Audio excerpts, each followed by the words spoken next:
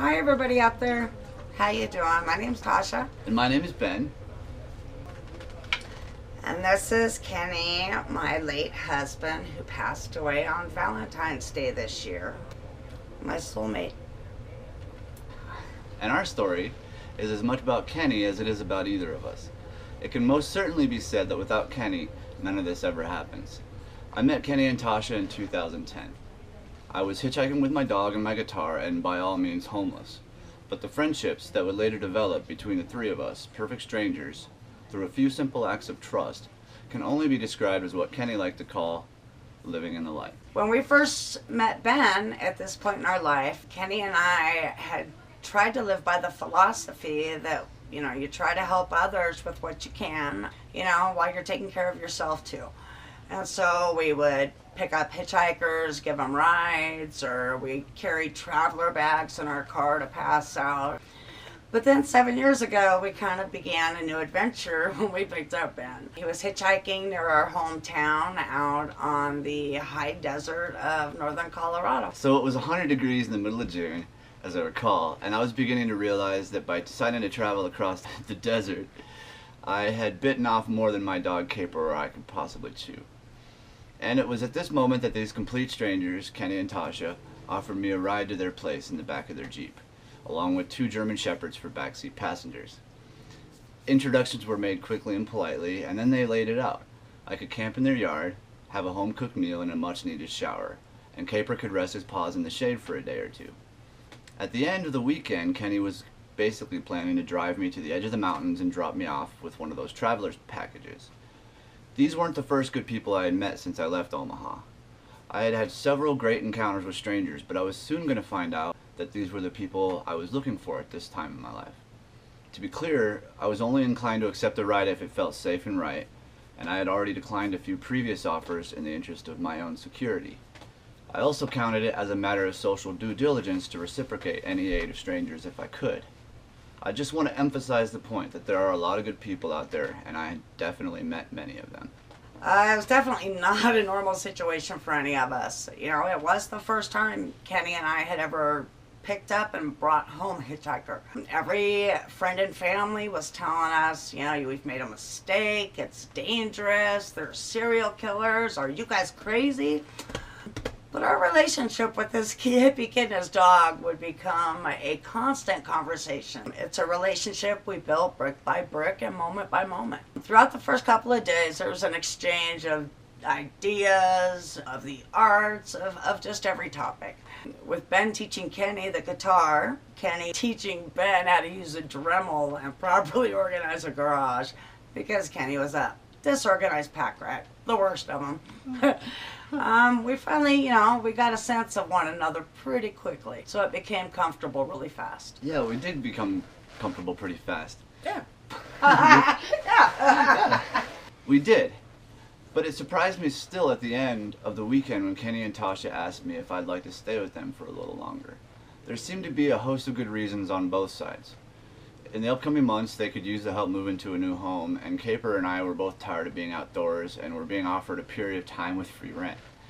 But there were also the more subtle things, like the almost existential effects and benefits of newfound friendship. For Kenny and I, it was simply a matter of good timing. We were at a good spot in our life. And, initially we did pass up Ben. We drove right past him, and on the way back we discussed that if he was still there, let's go ahead and give him a shot. Everything out of mutual kindness and respect just blossomed.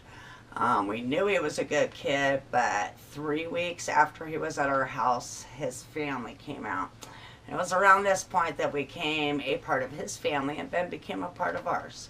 Didn't take long. And the time since then, he would end up happily sharing our home for 4 more years. But the story doesn't end there. In the time since then, I was having one of my extreme moments of guilt and tried to run away because I felt like an imposition on Kenny and Tasha.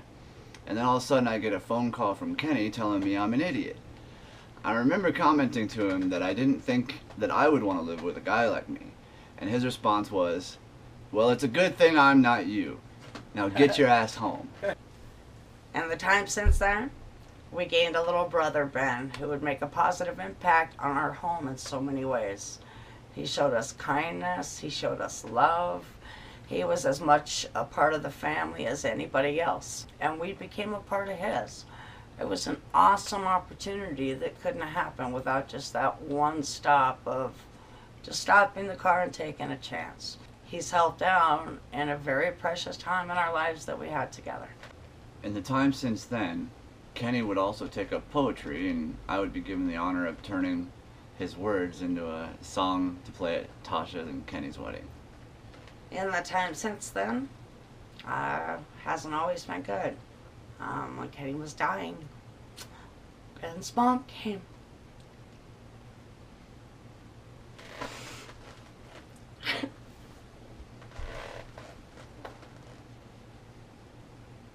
My husband was diagnosed with cancer last October, and Ben's mother, who was a very skilled nurse, along with the help of my mother, she showed up and surprised me by driving all the way out here from Nebraska and staying for 2 weeks to care for my husband and provide hospice care for him. A thing I couldn't be any more grateful and appreciative for. No crying. It's harder than I thought. I know, yeah. In the time since then, I've worked a few jobs, but one of them being at a nearby small town grocery store, which had a story about how they were just about to call the local sheriff regarding a long-haired hippie who was loitering outside. And then it turned out to be me, but I seriously remember just buying some water and making a sandwich at the picnic table outside. This was also the same day that I met Kenny and Tasha, which just makes what they did that day on the side of the road even more special. In the time since then, we've learned that trust is always harder to earn than it is to lose. We've learned that reaching out when people are in need will give you so much more in return than you could ever expect, and could turn into lifelong friendships that mean everything to you. Take the chance.